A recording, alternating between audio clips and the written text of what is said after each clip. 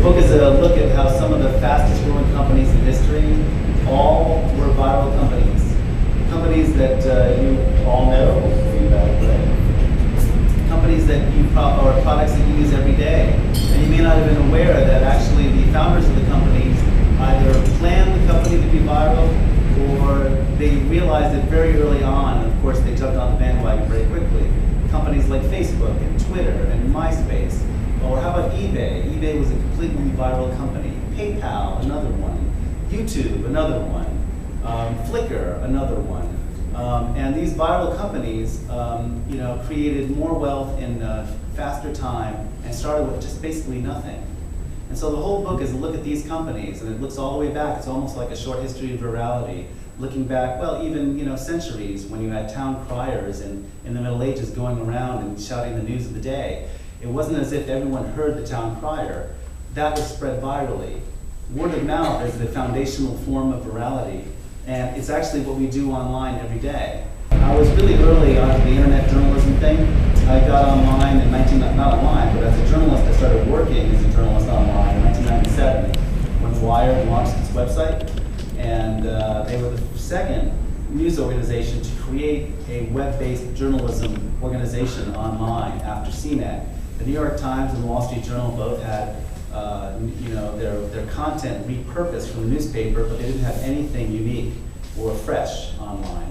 And so I've been around a long time, and back in 1997, 1998, a lot of print journalists would say to me, don't you think the internet's a fad? Now, of course, when we look back now at 12 years, 13 years later, and of course we know that's ridiculous. And in 10 or 15 years from now, we'll have the same reaction to people who ask about social media. Now, social media is a term, but it's something that we've always done.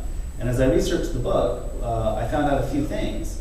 One thing is that we've always been social creatures, and in fact, the term social networking, is a term that's come to mean Facebook and MySpace and Twitter, but actually social networking is something we've always done.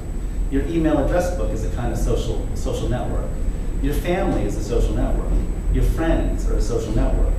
And so when we talk about social networking, it really is the foundation of what we do as human beings. And so one of the things I found really fascinating is I got to read some studies about how we are social creatures. And one thing that truly I found amazing is, and just bear with me for a second, but there was a study by two University of Washington and St. Louis researchers, and they found that people who read fiction, in like a work of fiction, their brains react in exactly the same way as if they were living that experience. And think about that for a second. It's like, you're reading, War and Peace, and all of a sudden there's a battle scene, and, as you read it, you're living it in your brain. Now, I don't mean to say that you're actually living it, otherwise, you probably suffer some, amputated limbs and living all over the battlefield, but you're feeling like you're experiencing it. And that's a pretty important study, I think, because what it tells us is that the lives we lead online can feel as real as if we're leading them right now. Now, I know a lot of people think, oh my God, the social media, Facebook, it's ruining our lives. People don't communicate face-to-face anymore. But when the advent of the telephone, they used to say the same thing. They used to say the telephone is ruining our interactions. Like instead of going down to Johnny's house 3 blocks away or right down the street, knocking on the door, see if he can come out and play, we call him on the telephone, and somehow this is a bad thing. But I think what we're finding is that these things like Facebook and MySpace and Twitter and all these other things are really just enhancements to our lives. I'm not convinced that they actually ruin our lives in the way that many naysayers think.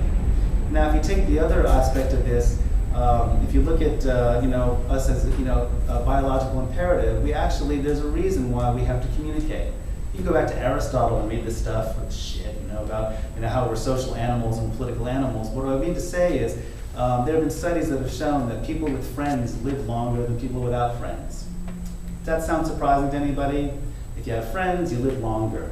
If you have friends, other studies have shown you get sicker less. You get fewer flus. You don't get as many colds. You're healthier. What's really amazing about those two studies, though, is the friends don't have to be in the same room with you. And in fact, the friends don't have to be in the same city as you. What the studies found is that people who just had friends could be anywhere. You could be communicating via email, You could be communicating via letter, you could be talking on the telephone. As long as you have friends, you're healthier and you get sick less often. So what does this have to do with Facebook and MySpace and Twitter and whatnot? What we're doing is, I would argue, is a biological imperative. We know what's good for us, fatty food notwithstanding. We know what's good for us, and so this kind of social media and social networking is really part of what we need to do as human beings. We've always done it, and the argument I would make is, what happens is today it's just easier than ever. Now, if you just translate what we're doing today, it's not going to be the same way in 10 years, in the same way that the internet is not the same as it was 10 or 12 years ago. 10 or 12 years ago, the internet was a really slow place. Trust me, I was there. Dial-up modems. I mean, it was so slow that, you can't imagine how limited it really was back then. There was no back and forth. There was no social networking. It wasn't possible. Social networking is a product of the technology we have today, which is broadband. Broadband, obviously, makes all this possible. 10 years from now, I can't predict whether Facebook will still be around. My hunch tells me yes, but I can't guarantee you that. But what I can guarantee you that we will be doing this. We will be interacting socially. We will be social networking, if that's the term we use. We will be engaging in social media because we have to. It's not something that's a fad. It's not something to be taken lightly. It's what we have always done as human beings.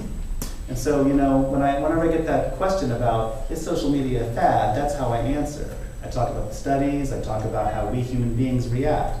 And what I would argue also, and this could get really kind of trippy, and someone's going to ask to pass the bomb, but I'm going to tell you anyway, if you really think about it, the way we lead our lives is always one step away from reality anyway.